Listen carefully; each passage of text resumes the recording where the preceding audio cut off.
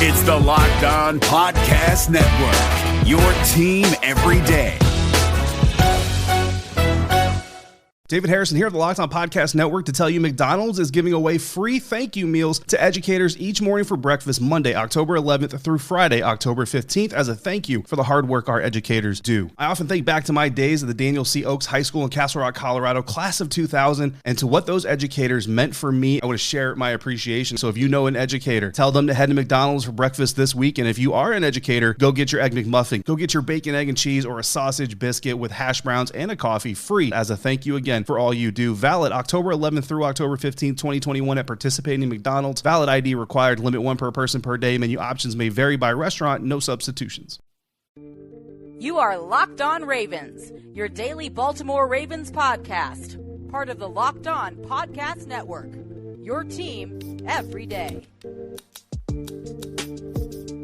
And we return here with another episode of Locked On Ravens. I am your host, Kevin Ostreicher of Ravenswire. And we are back here with a Victory Monday edition here on Locked On Ravens. And it was definitely a sweet one in Detroit. An unbelievable, wild, crazy victory as the Ravens pull off a 19-17 win over the Detroit Lions in a game that, to be completely honest, looked pretty bleak, right? Pretty bleak there at the end as the Ravens, they give up that go-ahead field goal. They're down. The Ravens don't have any timeouts. They have to go almost the length of the field. They have a 4th and 19. But the theme, once again, is resiliency. And this team drives down the field, I guess a little bit down the field. They didn't get all the way there. Justin Tucker, 66-yard field goal. He missed a 49-yard field goal earlier. That was in the first quarter. He comes back and has a great game other than that. Of course, he is now the hero in Baltimore. His 66-yarder, the longest field goal in NFL history.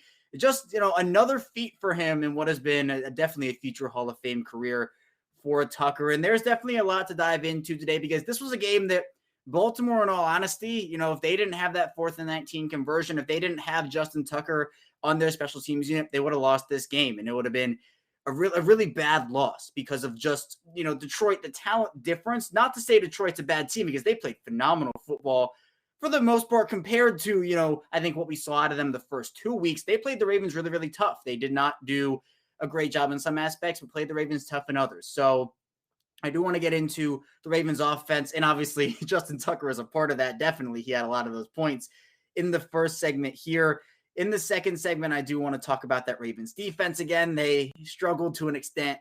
And then in the final segment, again, it's just what's next for this team and how they continue to fight through all the injuries and all the stuff that gets thrown at them. It's honestly it's almost inspiring to see. So another crazy game for this Baltimore Ravens team. Let's dive into it here, though. If you're following along with us on YouTube, be sure to subscribe to the channel, like the video at 1,000 subscribers. I am thinking about doing something. I'm thinking it'll be the Ravens conditioning test, which will be an experience. It'll be an experience if I do it, but I am also taking suggestions. So if that subscriber number goes up, that means we're getting closer to that, potentially me doing the conditioning test for the Ravens or what they put their players through for the conditioning test. If you're following along with us on audio only, which is Apple Podcasts, Google Podcasts, Spotify, Odyssey, anywhere you get our podcasts, that's Monday through Friday, 6 a.m. Eastern time. Be sure to follow us so you know when our content comes out, turn those notifications on, and also be sure to follow me on Twitter at ChaosStriker34 and the show account at Locked On Ravens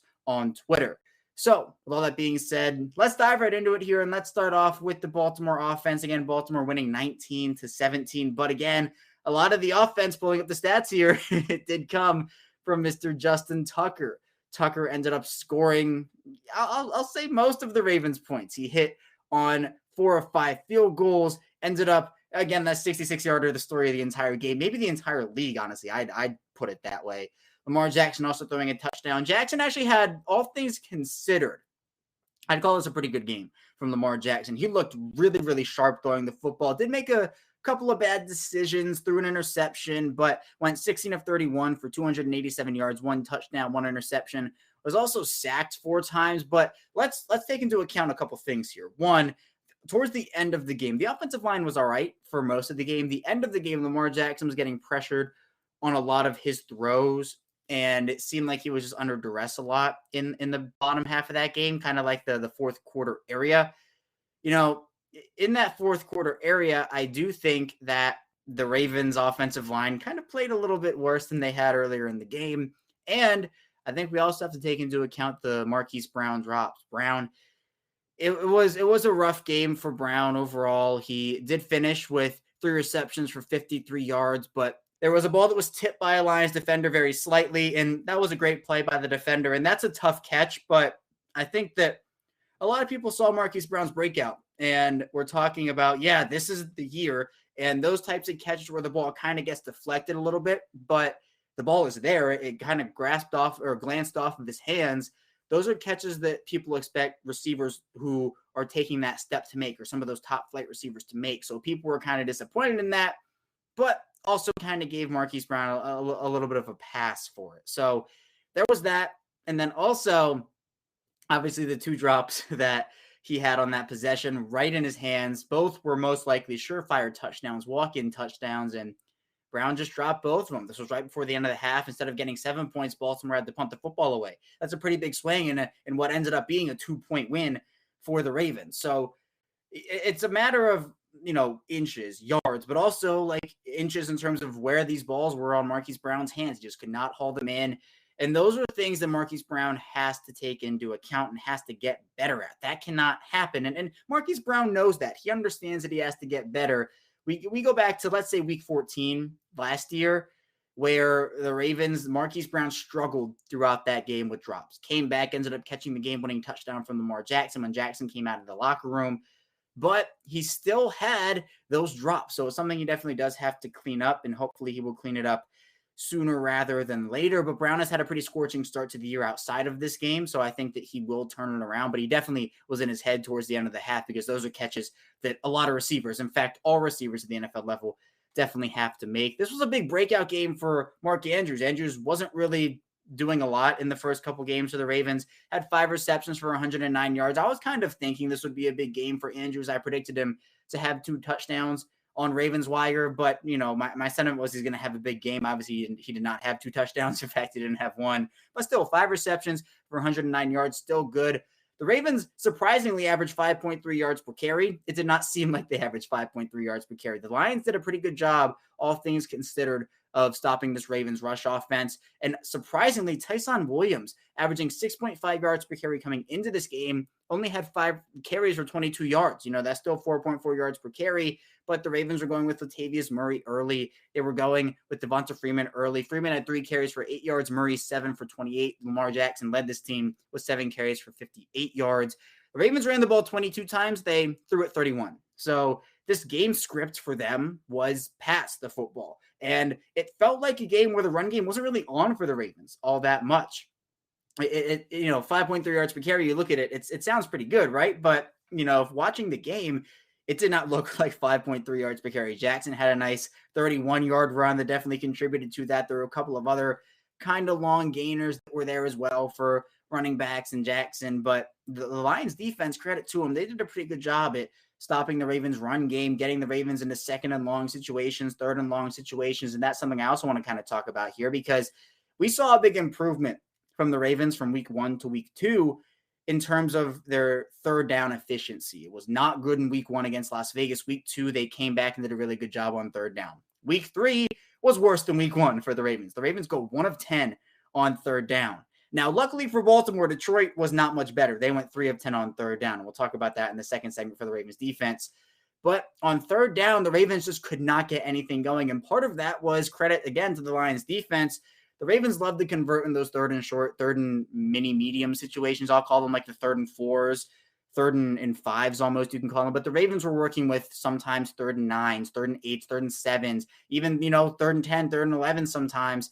And they weren't converting. Even on some 3rd and shorts, they weren't converting. So the Lions defense did a good job of putting Baltimore in unfavorable situations where obviously you would love to have a 3rd and 1 instead of a 3rd and 10. That's a given. So the Ravens game script was more throwing. But again, Jackson looked pretty sharp throwing the football on Sunday. I was very impressed. He was hitting guys in stride, throwing on the run well. It wasn't perfect. Again, 16-31. He had a couple of incompletions through the interception late in the game as well. On an ill-advised throw, I think he was just trying to make something happen. And at that point, an interception, it's about as good as a punt. Obviously not as good, but he threw the ball down the field, and that's what happened. But I thought Lamar Jackson threw the ball decently well. I thought it was a good game from him throwing the football, all things considered. So overall, look, another thing that the Ravens didn't win, and we talked about this in week 1 and also week 2, the time of possession battle. The Ravens lost the time of possession battle by over 5 minutes. The Lions held the ball for 32 minutes and 33 seconds. The Ravens for 27 minutes and 27 seconds. So as we've talked about before on the show, the Ravens, they love to win the time possession battle. If they get out to a lead early, they like to hold the football, run the ball, and chew the clock up. That's not what happened in this game. Again, partially it was getting in those unfavorable third down situations. The Ravens also weren't stopping a lot on defense for most of the game, so they had to do a lot in that regard too, in terms of just the defense staying on the field, and that in turn made the defense tired. But the Ravens lost the time of possession battle, but still won the game. And usually when the Ravens lose the time of possession battle, it's not good for their chances to win the game. But the Ravens, again, had Justin Tucker, and Tucker misses that 49-yard field goal it was, and ended up hitting that 66-yarder to end regulation, win the football game. One of the greatest kicks in NFL history, obviously one of the greatest in Ravens history as well. It was a game that the Ravens struggled in, but they did get the win, and part of their struggles also came on the defensive side of the ball. But again, number 9 was there to bail them out, to save the day. The Ravens go 1-0. You know, the offense did just enough, the defense just enough, and obviously Justin Tucker just enough as well. But we're going to head into our first break, and when we get back, we'll be talking about that Ravens defense, what went well and what went wrong for them. So stay tuned for that. But hey, Ravens fans, this is Kevin Oestreicher with an incredible app everyone who buys gas needs to know about, Get Upside. My listeners are making up to 25 cents for every gallon of gas every time they fill up. Just download the free Get Upside app in the App Store or Google Play right now. Use promo code TOUCHDOWN and get a bonus 25 cents per gallon on your first fill up. That's up to 50 cents cash back. Don't pay full price at the pump anymore. Get cash back using Get Upside. Just download the app for free and use promo code TOUCHDOWN to get up to 50 cents a gallon cash back on your first tank. Some people who drive a lot are making as much as $200 to $300 a month in cash back, and there's no catch. The cash back gets added right to your account. You can cash out anytime to your bank account, PayPal, or any gift card for Amazon and other brands. Just download the free Get Upside app and use promo code TOUCHDOWN to get 50 cents a gallon cash back on your first tank. That's code TOUCHDOWN. And we're back and better than ever. All eyes are on the gridiron as teams are back on to start another football season. As always, BetOnline is your number one spot for pro and college football action this season. With a new updated site and interface, even more odds, props, and contests, BetOnline continues to be the number one source for everything football. Head to the website or use your mobile device to sign up today to receive your 100% welcome bonus. That's double your initial deposit just for signing up. Don't forget to use promo code NFL100. From football, basketball, boxing, right to your favorite Vegas casino games, don't wait to take advantage of the amazing offers available for the 2021 season.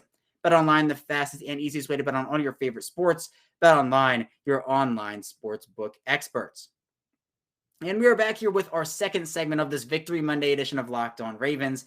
Kevin Oestreicher, your host, still talking with you here. And we just talked about the Ravens offense and, of course, a little bit about Justin Tucker. We'll be talking about Tucker throughout this entire week, probably throughout the entire, for the rest of Ravens history, to be honest. But this is a guy who just played hero, has played hero time and time again for the Ravens. That 66-yard field goal bailed the Ravens out in a game that honestly was looking very bleak for this team. But not only that, but the Lamar Jackson 4th and 19 play to Sammy Watkins. There was a dime under pressure, or I guess he wasn't under pressure by Detroit players, but just the pressure of having a 4th and 19 to have to convert that deep in their own territory. That's the pressure I'm talking about. So kudos to Jackson, kudos to Tucker.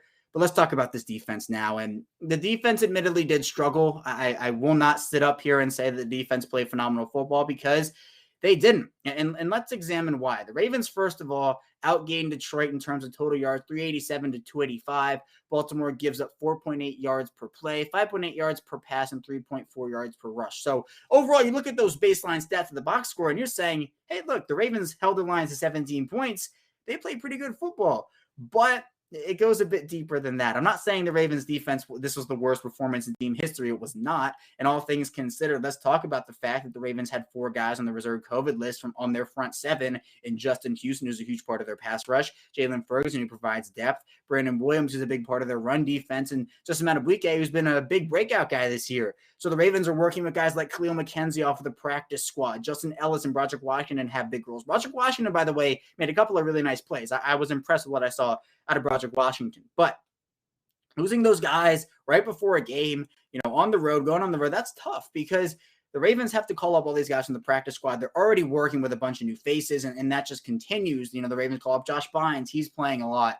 The Ravens overall, the defense, I think the one thing I want to start off with here is the missed tackles. The missed tackles were a huge issue in week 2 against Kansas City. You also saw it a bit in week 1 against Las Vegas. And one of my key questions for this week coming in was, can the Ravens work with their tackling, get their tackling better? And I mean, overall, the answer is no. The answer is no to that question. They did not. And I know Patrick Queen, a big culprit in that. He did not have a great game, and he acknowledged it. Patrick Queen acknowledged it. Tyus Bowser on one of the plays, Patrick Queen missed a tackle. Bowser missed a tackle. Marlon Humphrey, I think, missed a tackle in there too.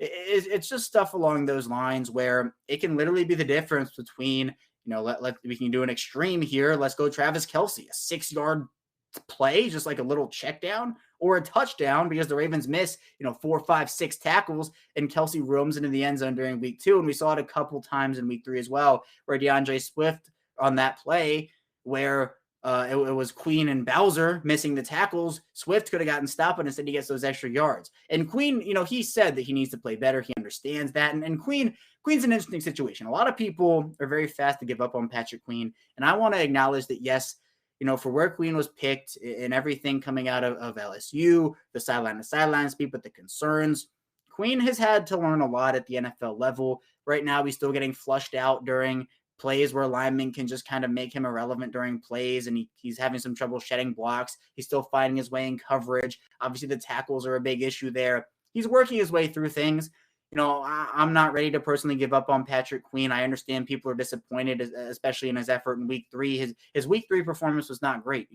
I think he would tell you his week 3 performance was not great. But that all of a sudden to me doesn't mean that Patrick Queen is this terrible, horrible player. He provides the Ravens value, but now it's a matter of him to continue growing and increasing that value. You can't stay at the same value place at the NFL level, especially being in your second year. I know he knows he has to improve, and I think he can. I really do think he has the talent to do so. But this wasn't just a Queen issue. The tackles were an entire team thing. Deshaun Elliott leaves this game. He kind of goes out and in and out and in, and they're relying on Brandon Stevens. Or Darius Washington is inactive in this one. So the Ravens are working with a bunch of different pieces and just pulling up actual, some more stats here. Again, the Lions went 3 of 10 on third down. That's really good for the Ravens. They held the Lions at 3 of 10 on third down, 30%. But, Jared Goff in this one, 22 of 30 for 217 yards. So the Ravens were allowing a lot of stuff to get completed. It's more of the bend, don't break defense type thing I mentioned. 3.4 yards per rush is actually pretty good, all things considered. 5.8 yards per pass, again, pretty good for comparison. The Ravens averaged 7.7. But it's the stuff that goes beyond the box score. So we know what this team can do in terms of stopping the run, in terms of not letting anything up deep. They did a good job of playing bend, don't break defense and not letting anything get behind them. There weren't really a ton of huge, big back-breaking plays where the Lions gained 30, 40, 50 yards. They let a lot of it stay in front of them, and that's what this defense is. Jimmy Smith coming back was a welcome sight. He made a couple of nice plays. I thought that overall, all things considered, with the way the defense is having to maneuver through injury, still adjusting to the loss of Marcus Peters, I think. Some people, I think, take the loss of a player and they kind of say, all right, this player's gone, and they're only losing the on-field production of that one player. For a player as important as Marcus Peters is to this Ravens defense, it's going to take a while, especially because he was lost so close to the start of the regular season for that. Now, I'm not making excuses. The defense does have to play better. And it's kind of like the feeling that I think I and a lot of other people had against Kansas City, where when the Ravens go for it on that 4th and 1 play, I'm thinking they have to go for it because if you punt that ball back to Patrick Mahomes, the way the defense was playing, it seemed like he was going to be able to drive the football down the field. And it was the same thing when the Lions got the ball back on the interception for Jackson in week 3. It was, the Lions are going to drive down the field here and score, which is what happened. It seemed like the Ravens defense couldn't stop a lot. Again, and let's go back to the time of possession battle. The Ravens lose by about 5 minutes. It was just over 5 minutes. That has a key impact on a defense because we've seen what happens when the Ravens win the time of possession battle and how defenses have to stay on the field and their time on the field is drawn out and they get tired and they're getting tired of hitting people. And then all of a sudden the run game starts to really step up and it helps the Ravens in that way. Well, the Ravens were on the opposite side of that in week 3 because the Lions held the ball for longer than the Ravens did. And the Ravens defense, especially being stretched so thin. And let's not forget Dalen Hayes as well left this game with an ankle injury. He was deemed doubtful to return pretty quickly. So hopefully the injury is, not super serious, but I hope that he'll be able to come back soon. But because of that, the Ravens, they did not call up Chris Smith, the outside linebacker who can also kick inside. So they had to work with just 3 true outside linebackers in Pernell McPhee, Odafe Owe, and Tyus Bowser. So that's tough on a defense, especially knowing that they were out there for 5 minutes longer than the Lions defense was, and the Lions offense ended up being able to move the ball a lot better in the second half. The Lions didn't score in the first half. This game was 10-0 going into halftime, but the Lions score 7 in the third, another 10 in the fourth. And again, luckily Justin Tucker's there to save the day. But if Justin Tucker doesn't make the longest field goal in NFL history, this is a loss for the Ravens. And, we can also go back, and there are a lot of things that people blame this on, obviously the drops, the penalties, the missed tackles.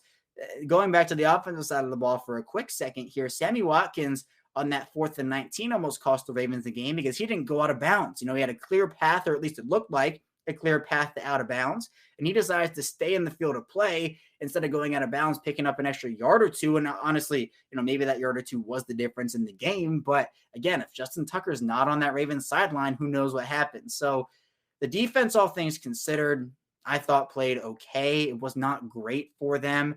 Held the Lions again to 3-10 on third down. I thought that was very encouraging. Hopefully the Ravens defense will get back some of their key contributors next week, including hopefully Justin Houston and Brandon Williams, Matt Abuike, Jalen Ferguson. But that all depends on where they are with the COVID protocols and their vaccination status. So we'll see. But the Ravens defense, they did just enough to come out with a win. And they rode that Justin Tucker leg, as the whole Ravens team did, to victory, but still did, again, enough to win the football game. We're going to head into our final break now, though. When we get back, we'll discuss what's up next for this team and just talk about how crazy, wild, and resilient this team has been so far this year during 2021. So stay tuned for that. But does this sound familiar? You've got one device that lets you catch the game live, another that lets you stream your favorite shows you're watching, sports highlights on your phone, and you've got your neighbor's best friends login for the good stuff. Well, I want to tell you about a simple way to get all the entertainment you love without the hassle, and a great way to finally get your TV together. It's called DirecTV Stream, and it brings you your live TV and on-demand favorites together like never before, so you can watch your favorite sports, movies, and shows all in one place. That means no more juggling your remotes, and no need to buy another device ever again. And the best part, there's no annual contract. So get rid of the clutter and the confusion and get your TV together with DirecTV Stream. You can learn more at DirecTV.com. That's DirecTV.com. Compatible device required. Content varies by package. And what's your favorite Built Bar flavor? Did you know that Built Bar has 9 delicious flavors, including coconut, almond, cherry, mint brownie, double chocolate, and salted caramel? This week, there's a limited time flavor with cookie dough chunk. Not only are Built Bar flavors the best tasting, but they're healthy too. Order today and get that raspberry or mint brownie or whatever you like. Go to BuiltBar.com and use promo code LOCKED15 and you'll get 15% off of your first order. Use promo code LOCKED15 for 15% off at BuiltBar.com. And we are back. Our final segment here on this Victory Monday, the Ravens defeating the Detroit Lions by the final score of 19-17 in week 3. Kevin Ostreicher, your host, still here with you. And we're going to now discuss what's up next for this Baltimore Ravens team and putting into perspective just how crazy the season has been so far, because it has been one of the more crazy ones, I would say. So up next, the Ravens travel to Denver, take on the Denver Broncos, a 4 p.m. game there, 4:25 to be exact. And in Denver, there are a couple things to take into account. One, the high altitude is a big thing there. I am a Denver Nuggets fan, so I understand what the high altitude does to teams. And for the Ravens, it's tough if you're not adjusted. You can lose your win pretty quickly there, and it's just a whole different environment there up a mile high. And the mile high, the altitude, any players who have sickle cell cannot play in games in Denver. So I don't believe there are any players who have sickle cell on the Ravens at this point. I know former Raven John Brown has it, and he was not able to play in any games that his teams that he were on was traveling to Denver. Former Steelers safety Ryan Clark, same thing. So it's a big factor for players who have that, but it's a big factor for all players, and it's tough to adjust to for sure. Denver's 3-0. This is an undefeated team. They laid the smackdown on the New York Jets on Sunday. So this is a team that's playing really well, playing confidently. Teddy Bridgewater is playing good football for them. Courtland Sutton is back for this team. Melvin Gordon is there. They have Javonte Williams as a running back who's done pretty good things as a rookie out of North Carolina. The defense also, Bradley Chubb no longer there, but they have a really, really nice revamped cornerback room. Patrick Surtain II in there, and they have a bunch of key pieces on that defense. So the Ravens are going to have to play a tough game against a Denver team that a lot of people kind of wrote off for the year, but I think have played pretty good football so far. So that'll be Baltimore's week 4 matchup. But, let's talk about matchups 1 through 3 here. Putting it into perspective, to be completely honest, this team could easily be 3-0 and they could easily be 0-3. There's really no in between, but Baltimore somehow found it at 2-1. They lose week 1 to the Raiders in a heartbreaking fashion where the Ravens have the game pretty much won, but the Raiders defense drives down the field, 2 plays, huge chunk yards. The Raiders have no timeouts, kind of like what the Ravens did yesterday against Detroit. The Ravens end up giving up a game-tying field goal, and then the Ravens give up the game-winning touchdown in overtime to Las Vegas. So a game where the Ravens, again, could have easily been 1-0. They fall to 0-1. Then they have to pretty much stare 0-2 in the face against Kansas City before the game, where they're losing all their key pieces to injury. Tyree Phillips goes on IR. Ronnie Stanley, it's announced he's going to be out. It's just, nightmare scenario after nightmare scenario. But this team somehow wills its way to a win, 36-35 in a game for the ages. I mean, for the ages, where you have the Chiefs driving down the field with less than a minute left, or I think it was actually over a minute left. And the Ravens, they go out there and they end up getting a forced fumble. Odafe Owe forces that fumble, a huge play early in his Ravens career, recovers it himself too. So insane. Then the Ravens, deep in their own territory, go for it on 4th and 1 because, as I talked about in the second segment, kicking it back to Patrick Mahomes. I don't think that was a good idea. And John Harbaugh clearly agreed. He goes for it on 4th and 1, trusts his team.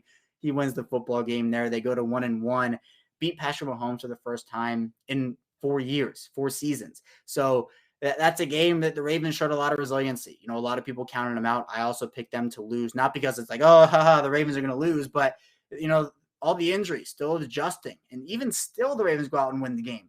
Then week 3, it's kind of the opposite, but they still come out with a win. The Ravens heavily favored in this one. Detroit gives them a total run for their money. Credit to Detroit and what they were able to do on both offense and defense. Really, I think a sluggish first half for both teams. And then both teams kind of go their separate ways in the second half. Detroit takes up the pace. Baltimore kind of doesn't. But Justin Tucker wins that game for them again, 4 or 5 field goals after hitting a 61-yard game-winning field goal all those years ago in Detroit in 2013. The Ravens get the same masterclass performance out of him, albeit he did miss one, but a 66-yarder NFL record, I think, cancels out any misses that Tucker had in that game. So it's just crazy to think about how this season has gone so up and so down so fast. Everybody's so excited for the start of the year before training camp. Then the injuries start to happen in training camp. It's Rashad Bateman, it's Jimmy Smith, it's a bunch of other guys who go down. And you're thinking, okay, well, it's unfortunate, but hopefully those guys will be back. Smith doesn't return until week 3. Bateman hopefully back next week, but we don't really know that right now. Then preseason week 3, obviously J.K. Dobbins tears his ACL. Then just in a matter of a week and a half, then Gus Edwards goes down. Justice Hill goes down. Marcus Peters goes down. It's just injury after injury after injury. The team at this point has 15 players on injured reserve, and they had that in week 2. I mean, just unbelievable. Chris Westry goes down with a torn meniscus during week 1 against Las Vegas. Like just unbelievable, crazy luck and bad luck for the Ravens, but they've also had their fair share of good in this season. And I think this whole thing is going to make them stronger. It's not ideal. You would love to have J.K. Dobbins right now. You would love to have Marcus Peters and Gus Edwards and Rashad Bateman and whoever. But some of those guys are close to returning with Boykin and Bateman and hopefully Nick Boyle as well. Hopefully Derek Wolfe can get over his hip and back injuries. So it's been a trying year so far. Heartbreaking losses, but thrilling wins, amazing adversity and resiliency that this team has been able to navigate through, and it's growing them together. I mean, Devonta Freeman, Latavius Murray, all these players, Kevon Seymour, Khalil McKenzie, Josh Bynes. I think this team is set up for good things. The injuries definitely take a hit out of the talent pool that this team does have, but all things considered, 2-1 right now, considering everything that's going on, I would take that definitely for sure from the Baltimore Ravens. And I know I'm taking it right now. So again, the Ravens winning 19-17 on the leg of Justin Tucker over Detroit in week 3, and a thrilling and exhilarating game that saw Justin Tucker break the longest field goal in NFL history record with a 66-yard field goal as time expired. But that's all that I have for you today. When we get back here tomorrow, we'll be continuing our Ravens talk and our breakdown of the Ravens matchup with the Detroit Lions in week 3. So stay tuned for that, and I will see you tomorrow.